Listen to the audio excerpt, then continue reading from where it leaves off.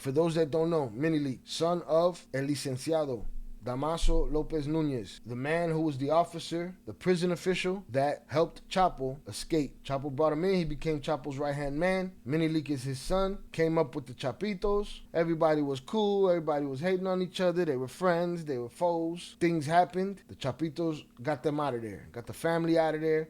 Licenciado went to prison, and Minilik turned himself in and testified against El Chapo. He went to prison, did his time, came out, did an interview with Luis Chaparro. Luis Chaparro dropped a small piece or edited piece of that video with a voice changer on it, and now he's dropping the entire video, no voice changer, in its entirety, or at least the first 3 hours of it. Also, after he was released from prison, and home a while, he was arrested in Virginia, I believe. Arrested for selling Fetty Wap. We've had the conversation where people say, hey, he shit the bed. Lo cagó el gallo.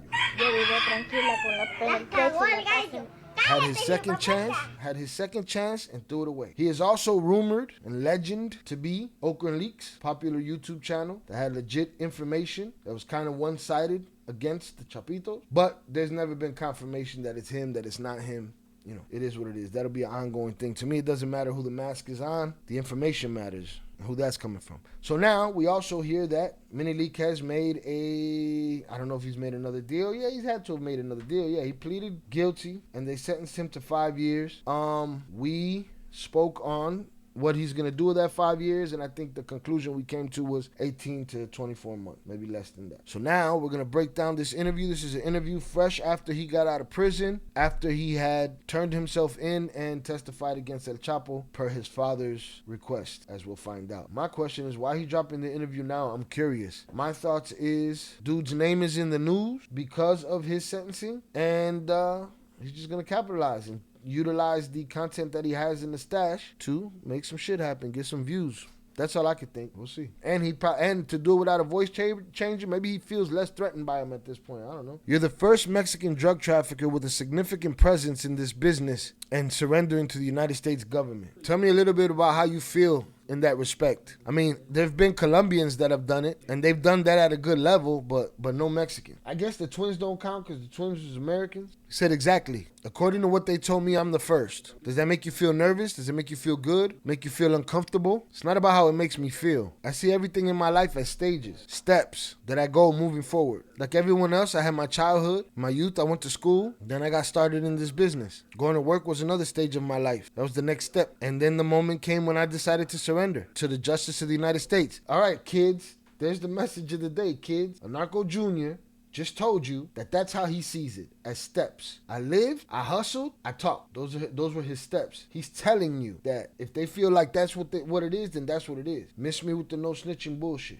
They not thinking about that shit. Minilik be holding grudges. I wouldn't take him lightly. He'll crash out, indeed. So I see it as another step, another stage. As you see, to me personally, everyone has their own opinion. I'll be honest with you. What can I say? 2010, 2012, it was something that seemed very far away. And I would say never. I would never set foot in a prison, ever. And I'm going to take best possible care of myself. Yeah, nobody's saying that when they're making the mistake. When they're making the mistake of wilding out, being high, being drunk, being here, being there, being seen, being reckless, you're not talking that I'm going to be careful shit, but whatever. Then the idea came. Before the idea came, the novela Cartel de los Sapos, about the Colombians that talked, where Mr. Andres Lopez delivers himself and begins to collaborate with authorities, and everything comes together. I remember we were at one of my ranches near Dorado. Chapo was there, my father was there. And we're there talking about that series. The two of them are talking, and Chapo says, that's sponsored by the gringos. That's sponsored by the gringos. They only do that to put the idea into everyone's head so that they collaborate, and everyone will be fingers and toes. My dad said the same. That falls into their mind, and they turn around and they start to collaborate. He said that was the first time I heard about those kind of deliveries, people turning themselves in. After that, Vicente, who tried to surrender, tried to reach an arrangement, since everyone already knows the history, so there it is. He's saying, but this is him saying it. And what do I always say? We take everything with a grain of salt, everything, right? But he's saying Vicentillo had the idea to turn himself in and tried, supposedly. Because other things happened and it didn't work out. So he's saying Vicentillo tried, but it didn't work out the way he had hoped. Then Chapo tells us to his children, his 4 children, and to me in 2013, you know what? Why don't you guys turn yourselves in? You already have money. I think it would be better if y'all changed your lives. Go to the United States. Me and Licenciado will take care of things here. We'll pass the information, and you guys come back over here. Nobody's gonna call y'all snitches. You'll be fine. Don't worry. You come when you want to go. You come when you want to come. You go when you want to go. Be there with family. Everything's fine. It was a fantasy. All rose-colored glasses. So that's when it all started. With the serious idea. Gave them permission. Told them they would be fine. Gave them the sense of security. And that sparked an idea in them that seems to be working. Why? Because Mini League turned himself in. Ovidio got caught, but he dealed. He did a deal. And Joaquin turned himself in. We started with the serious idea. And then people already know what happened. I gave myself completely. My delivery wasn't like that. It was another phase, another step. He said, I thought a lot of people are in prison. What's the purpose of constantly being persecuted, chased by the government? I think I'm good. My family is okay. I spoke with them. My father, in fact, at the end of the day, is the one who can claim me turning myself in, because my father was the one who encouraged me, and he's the one that gave me the order. To be honest, it made me a little scared. I think we'd all be a little scared of what we don't know. So my father was the one who said to me, you know what? My father was already in prison in Ciudad Juarez. He said, I don't sleep thinking that something might happen to you. You'd better turn yourself in. You'll be out soon. You'll be able to help me. We need to reach a good agreement. Look, we've been here since 2013 speaking with prosecutor's office. That's now 4 years. It was 2017 back then. Why not? He called and said, so you helping me? Are you going to help me? Will you help me? Are you leaving soon? So the old man pushed him to his destiny, pushed him to go receive that second chance. He took it. I don't think Minnie had an option, though. He got ran out of Mexico. So his father was pushing him to do this. Get out of there. I need you to help me. What does that mean, help you? Help you do what? I think the old man probably knew what Velez is talking about, that the Chapitos had enough of his shit. And again, I don't know what the beef was. We've heard it's been arguments about chicks and bullying each other and just a bunch of sucker shit. Type of shit that weak men with power utilize to their advantage to destroy shit, make themselves feel better. Are you leaving still? Now that you have children, think of them. You want to be like me? I don't see my family. Very little I see my family. And I told him, whatever you order, you're the boss, you're in charge. Did his father say that, or did he, use that as his out? It was an order from my father. You're the boss, you're in charge. Is that his little scapegoat? Hey man, my father gave me an order to do that shit.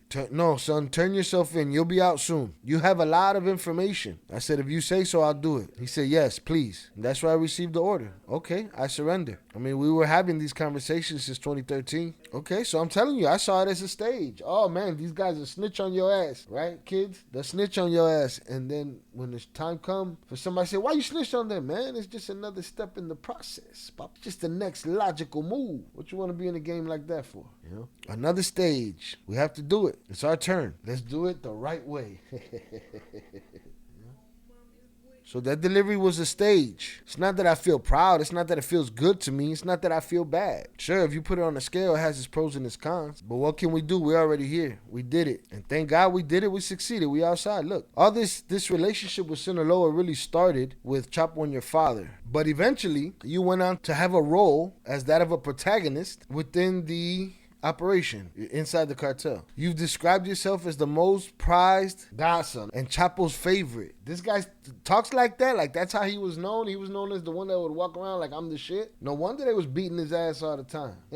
What are we talking about here? This is all little kid shit to me. It's little kids that have mad money and powerful fathers. Kids be worried about the dumbest shit. A lot of humans stay in that mode. They get to their 40s and 50s, they still worried about stupid shit. Now, was he self-proclaimed the best? Let me see. You described yourself as the best godson, the most prized godson.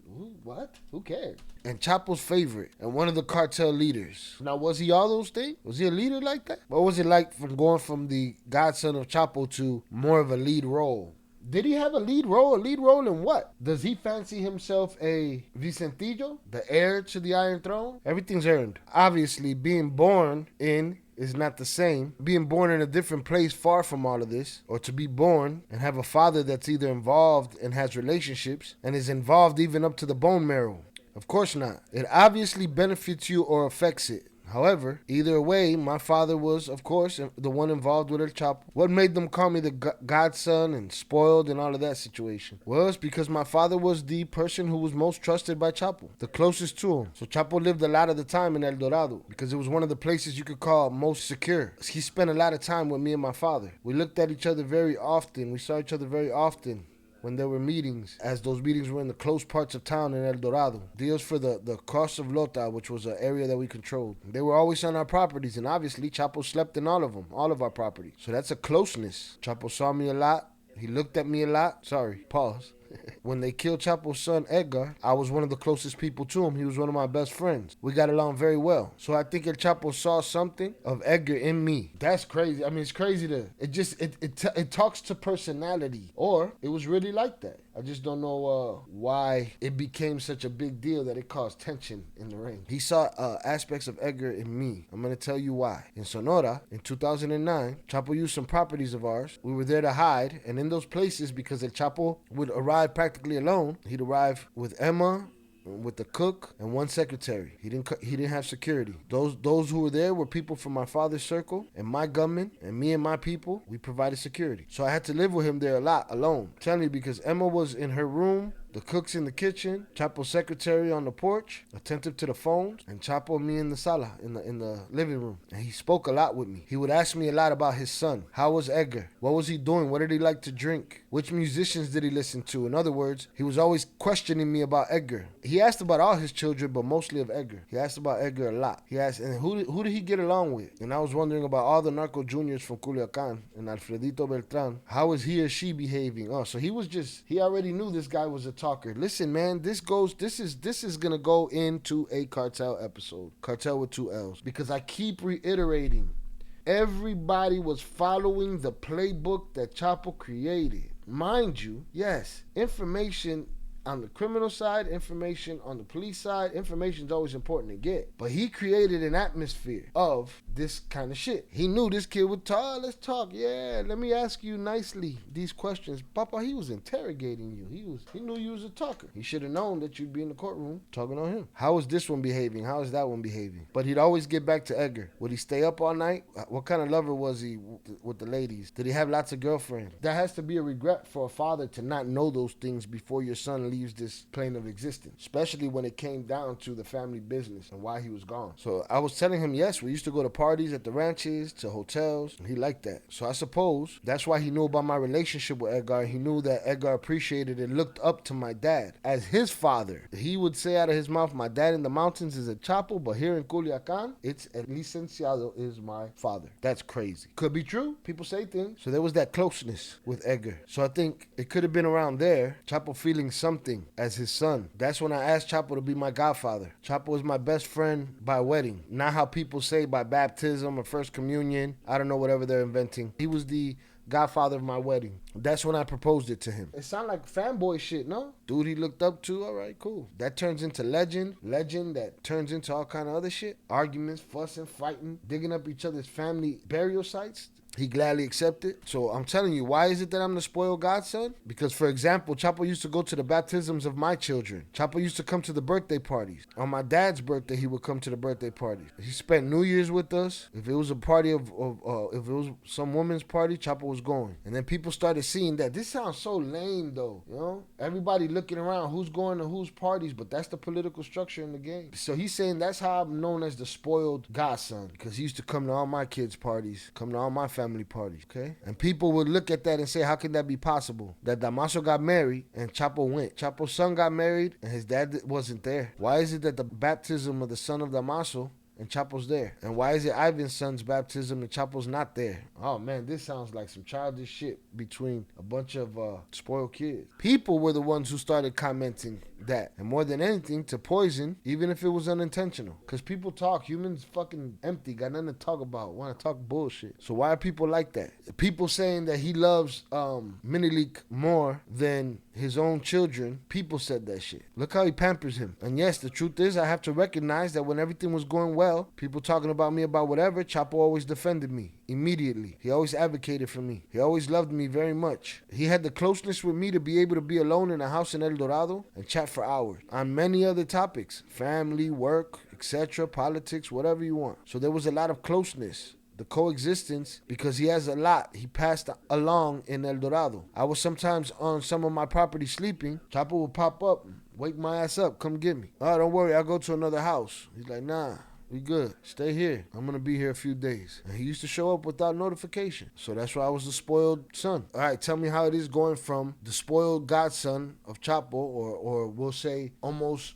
like a son or a son, to being part of cartel leadership. How is that possible? How's that transition? How does that happen? What is the transition? How did it look like to you? That was because my father delegated more and more responsibilities to me, one after the other. Don't think out of nowhere he just told me, oh, you're the boss, you're in charge. No, nothing like that. What I did first, that I remember right now, was hide money in strong boxes in different houses in Culiacan. My dad used to tell me, you know what? Go to this house, put that much money up. Go to that house, put that much money up. How old were you when you were doing that? He said that was in 2007, so I was like 19 or 20. I was 19 or 20 when I started. And I'll tell you, from there, he delegated another responsibility to me, because I asked him, well, to sell drugs there in Culiacan, wholesale, obviously, nothing of the sort of drug dealing that so many kilos this way, so many kilos that way, and that's how I started. He gave more responsibility. All right, in the United States, go there, take care of it, coordinate this, coordinate that, and so it was. That's how it was. I'm telling you. To him, I spoke business clearly and with the truth. I never lied to him. Obviously, like any other child, right? There was other lies, lies about other shit, but as far as stealing, never. Every time I was taking more responsibility.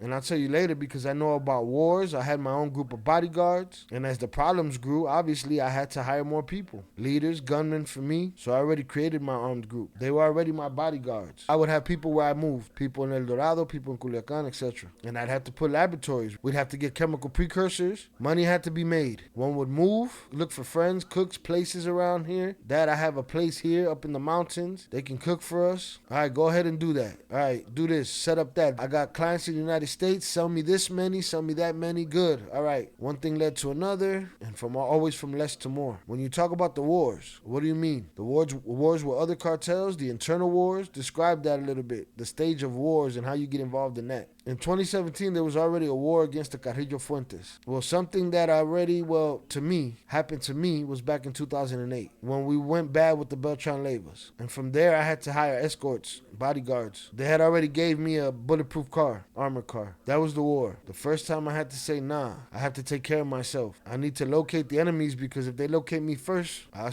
had to find where they were. That was the first one. What was the fear there? Is there a fear like, it's about to turn on me and that's it? He said there was no fear, because I'm telling you, as soon as that started, most of the children left Culiacan. Okay, some went to Canada. Shout out Valette. Sound like high school popularity type shit. Sucker shit, man. They burnt down towns and cities over sucker shit. Most of the sons, they took us out of there when that war started. And my dad wanted me to go to Canada with everyone. And I went to Mexico City. So I'm telling you, we were out of Culiacan in Mexico City. That was in 2008, 2009. I went to Sonora, and between Sonora and the ranch. After that, we went to Guadalajara. So we spent some time in Culiacan, but on the ranch, not on the ranch, nothing was happening. There were a lot of people there. They never went there. Nothing ever happened. So it wasn't fear. The only time I felt fear, truthfully, because of the war, was when they killed Edgar in 2008, May 8th, 2008, because it almost happened to me. I spoke with Edgar 15 minutes maybe before what happened to him happened, and Edgar was inviting me to go with him to run an errand. A phone call from a woman is what saved my life, because I was already on my way to see Edgar. I was 3 blocks away from Edgar, and thank God that woman's call saved me, saved my life. And I didn't go. I went somewhere else. And when I went to take a shower, while I was in the shower, what happened to him happened, and when I came out the shower, they had already killed him, and most likely it would also been me. That's when I felt fear, because we were at war against the Beltrans. That's crazy. I felt fear because we were at war with the Beltrans, and I felt this can go against the children too. Things are gonna get tough. Like I said, as the hours passed, it became known that it hadn't been the Beltran. Was it or was it not the Beltran? No, right? It was Miles' people accidentally, right? Quote unquote. So they found out quickly, because he's saying hours later they already knew that it wasn't in fact the Beltran. Luis asked him, that death overwhelmed you? It hurt you? Absolutely. Very much. He was to me like a brother. It was a bond, a union, very strong. Like I said, he looked at me like a brother, and he said that my dad was his dad. And that's how I looked at him. And I told him to his face, I kissed him. Edgar kissed my dad. He was saying, nah, you're my dad. So to this day, it still hurts a lot. He was a person completely different from what they are, all of his siblings. And not just now, then too. And it's not to speak ill of his brothers because I'm not on good terms with them. Anyone who knows in Culiacan will tell you, Edgar was another world. And that's something that Jay Flores said. Said from his experience, that kid was different. That's usually the one that get it. Humble, simple person, charismatic, a good person. Completely different from what his brothers are. Before that happened in 2006, there was a meeting between several of them, several bosses, because they wanted to negotiate something with Garcia Luna. Yes, I think so. With Garcia Luna, a lot of things were negotiated, right? The main thing is protection and attacks on rival groups. So the Garcia Luna meeting was between Mayo, Chapo, your dad. The war with the Beltrans wasn't happening yet. So the Beltrans were there too. And they were all putting up money to try to give to Garcia Luna. It's like there was already a relationship. Well, we know that from the Trader book. There was already a running relationship with Garcia Luna. Yes, of course. That was before. But those people that you mentioned, Chapo, my dad, Mayo, they were in El Dorado. They were gathering the amount. I think $10.10 million. To hand them over to Garcia Luna. Those 10 million were part of it. It wasn't the total because Arturo was going to do their part too, and others. The characters were going to do their parts. So as far as I was concerned, Sinaloa, it was those 10 million. From the ones who went to meet with Garcia Luna, my dad went to meet Garcia Luna through Arturo Beltran. Arturo Beltran was the one who sat down and, as we say, to talk. There was, they got the money together at that meeting, but there was one person that was going to go take that shit to him, and they decided it was going to be his father through Arturo Beltran. So Arturo set that meeting up for him to go get that $10 million. $10 million for one person. It's not normal. It's not common. It's a lot of money. Is a number like that something easy or something difficult to get for an organization like yours? For an organization, it's nothing. Because in an organization, how many people are there? 10, 20, 50, 1,000? Not everyone has millions, but if each one put $1 million, it's nothing. People do it. That's a house. So at the end of the day, if you see it, you say, oh, 10 million is a lot. Of course, it's a lot. It's a huge amount. But it's a shipment. 1 ton. What's it costing you in the city? $8 million? If they confiscate a ton, you're going to lose $8 million. But if you pay 10 million, you'll make sure that you get 1,000 tons over, and you'll be able to traffic drugs. You'll be able to use the government as yours, like your hitmen, and you'll have government protection. So I think 10 million is a gift. It's nothing. In 2008, you were arrested in Mexico City, but you got away with it, obviously. Tell me a little bit about how it was. Why you were arrested, how you were arrested, how did they release you? A mistake. It's always a mistake. Take a flight from the city of Mazatlan, Sinaloa, heading to Mexico City. And the day before, I had been partying. I had a party the day before. I was completely off the rails, you can imagine. I didn't carry a suitcase since I lived in Mexico City. That's where I had my clothes. I also traveled to Culiacan without a suitcase. I only took a briefcase. Someone was going to leave with me so that he could carry the briefcase with the phones. So I can't go completely without anything, except I was fucked up. I left practically at dawn. Then the other person, an unexpected event came up, and I sent him. I sent him away and said, no, I'm going alone. Yeah, that sounded like a bunch of bad decisions. It seemed easy to me. I didn't think things through. It was easy for me. I took the plane. I got on with a case that had 12 phones. That's all I was carrying in the briefcase. So when we landed in Mexico City, they see me. I was wearing a cap and glasses, dark because of the cruda, of how messed up I was. All right, so he had his glasses on. He said I did everything a drug trafficker should not do. I had some Gucci sneakers, Christian Dior t-shirt. It's kind of Ed Hardy style. Oh, fuck is this? They be feeling themselves, huh? All glitter and shit. I stood out. I was wearing a cap and glasses. So imagine, I had a sign on me that said, hey, I'm a drug trafficker. Here I am. First thing the feds do, come here. Where are you coming from? Mazatlan. For what? Nothing, I just came here to pass time. And then they asked for my suitcase. I said, yeah, I had a suitcase, but they lost it. They caught me completely sleeping. They said, okay, give me your license. I gave them my license, obviously someone else's name. He said, can you give me your briefcase? And when he put his hands in, he asked for my briefcase, and when he took his hand out the briefcase, he had 10 phones, cables, chargers, and that's it. And then they took me to the room. Once we're in the room, interrogation. They took out all the phones and put them on the table. 12 phones. Take out your IDs. They ran it. They said, no problem. They realized that my IFE at that time was fake. They told me this is false. I said, nah, it's not false. How? What do you mean false? They said, tell me the truth. And the biggest foolish thing I did, I was carrying my wallet and I didn't remember. He had his wallet with a little notebook full of Marines, federal agents, military, helicopters, whatever you want, drugs, with all the keys. And they found it. And they said, all right, kid, who do you work for? Faculty's failing to the max. He was lit. Yeah, he had codes in a booklet. He played himself. Congratulations. Congratulations, lo cagó el gallo. Who you work for, kid? Nobody. I don't work for nobody. You got 12. You got 12 phones. We don't want to turn them on for you. If we manage to connect the phone and it came out, if you're bringing trouble, it's gonna cost you more. But I was scared because back then, Mexico City Airport was divided.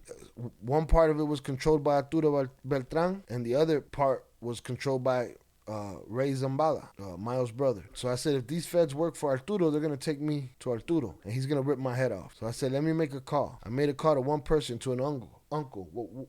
Why'd they let you make that call? Somehow the juice was already working if they let you make a call. I made a call to an uncle that he was in charge there in Mexico City. He had communication with federal agents and with government. I spoke to him and he said, hey, he told me, talk to your dad. Motherfucker, if I wanted to call my dad, I would have called my dad. I'm calling you, bro. See what kind of juice you got around this. So he told him, you talk to your father. I'm going to talk to your father. But talk to him. This is serious, so that he finds out. I was scared. I didn't want to. I didn't want to tell my dad because I already knew I was going to get scolded by him. I already spoke to the secretary. I told him, hey, this is happening like this and like this, so what's up? Tell me, no, wait, they're going to go check right now. So this is the same kind of deal like when the twins and the wives got snatched up and the phone call started happening. All right, call me back in 5 minutes. And then they call this one and that one, and the other one calls. What the fuck did you do? You know what I'm saying? That's what they're going through at this point. The feds getting involved. Fear. They're doing good cop, bad cop on me. Nah, this is a big mess. If we take you out this airport or we take you to the jail, even money ain't going to be able to fix it for you. And from in there, nobody's going to be able to take you out, not even with money. You're going to be inside. And they're asking me, for whom do you work? They would ask, are you working for the beard, referring to Arturo, or for the king? Ray, who are you? We're all set here. We can fix this. And that gave me more fear.